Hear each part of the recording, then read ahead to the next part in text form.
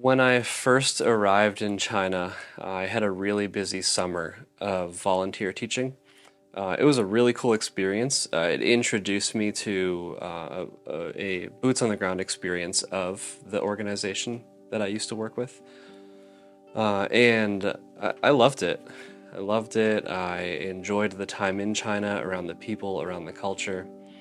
And then a month later, I studied abroad in Beijing.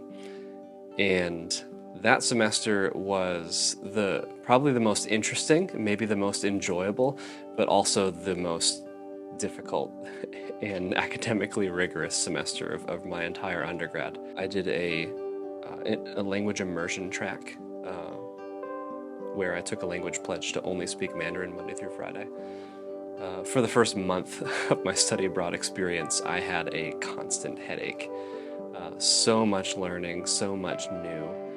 And then after about a month of immersion, living with a host family, doing all of my Chinese classes, spoken and taught in Chinese, something just changed in my brain.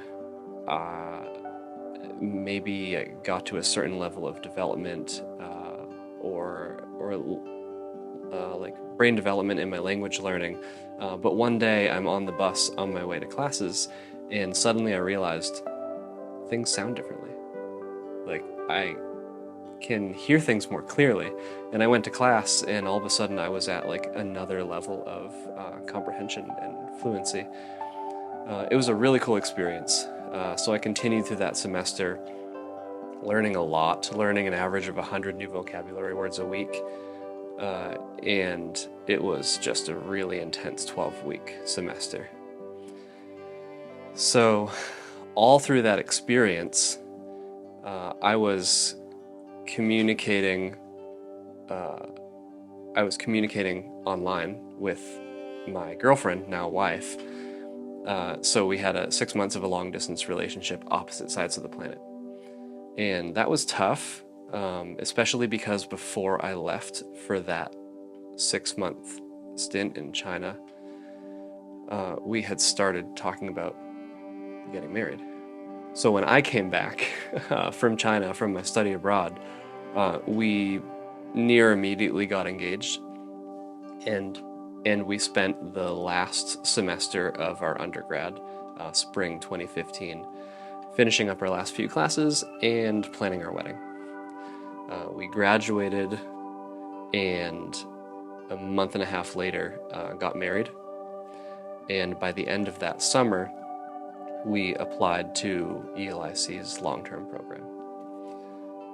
And the following summer, after a year of support raising and preparation, we moved to China, and we lived there as university English teachers for 4 years, from 2016 to 2020. And it's at the end of that season where things really start to shift in a different direction. Our first daughter is born in China, 2019. We take her home for Christmas of 2019. We're home in Massachusetts for about a month. And then we fly back to China. And on our way to the airport, the United States International Travel Advisory goes from a level 1 to a level 2. When we land in Beijing, a little more than 24 hours later, the advisory went from a level 2 to a level 3.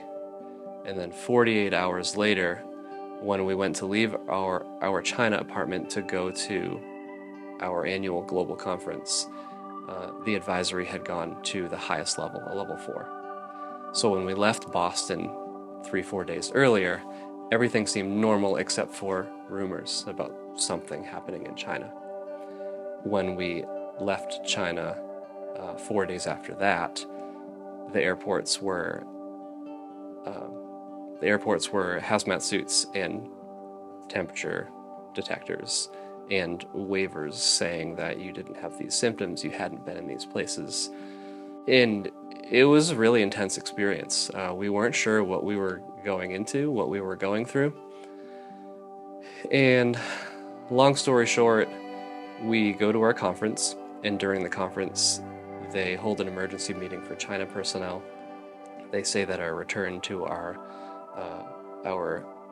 work visa countries is going to be delayed. And we have another emergency meeting, and they said that the delay is going to be a couple weeks. We have another meeting, and they say the delay is going to be a month. We have another meeting, and they say the delay is indefinite. Just hang tight, stay tuned, figure out what you're going to do. We decided to wait in Southeast Asia for 5 months with the hope of going back into China.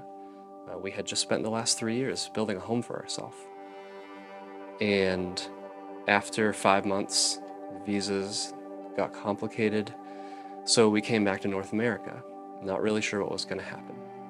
I continued to teach and do my job remotely, and after another semester of teaching remotely, we encountered some family circumstances that we really felt like God was saying. As James writes in his epistle, this is true religion, a religion to the orphan and to the widow. This is a need that you cannot ignore. So we resigned from our jobs and started making changes to figure out how we could reorient our lives away from something that we were really hoping to commit our lives to and kind of fell in love with, into something that we knew we needed to do. And 6 months after that, everything kind of turned on its head. The opportunity that we shifted towards closed, and suddenly we found ourselves just needing to completely reorient our lives to a new direction. Felt like God uprooted us and just moved us and put us down, and we had no idea why we were there. After about a year, I started to feel really disenchanted and disinterested with the job that I was in. And my wife was visiting my now teammate and just catching up with her, visiting her to catch up with her because they've been friends for a really long time. My wife comes back from that visit and says, Fitchburg State really needs new campus ministry staff.